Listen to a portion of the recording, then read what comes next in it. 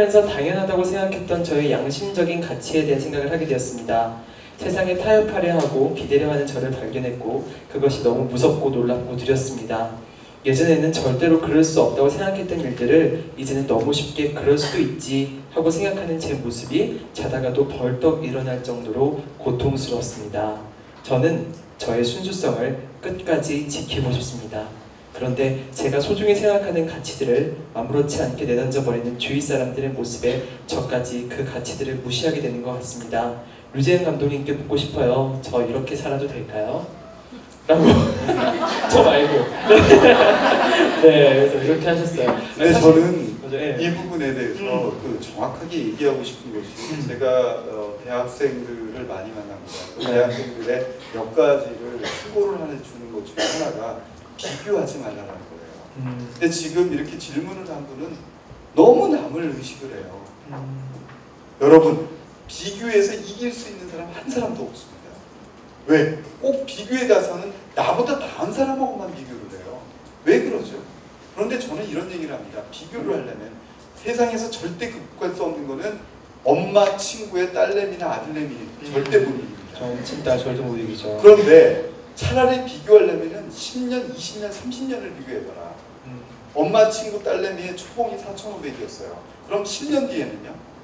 4억 5천입니까? 아니에요. 없어졌어요. 그런데 왜 그 당시에 그것을 비교를 함으로써 자기 자신이 그 모든 용기를 잃어야 돼요? 저는 차라리 하지 말라고 그러요. 여기에서 보면은 의식이 많은 겁니다.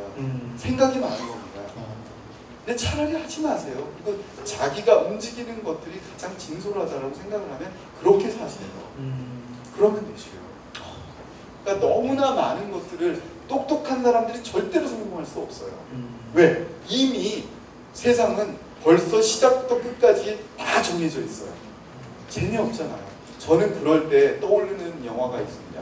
글루미 선데이. 차라리 그렇게 정해져 있다라면 저는 신이 나의 운명이라는 것들을 이렇게 다 벌써 재단을 해놨다면 저는 과감하게 그냥 싫어 하고 얘기할 수 있는 것이 글루미 선데이에서 보여줬잖아요.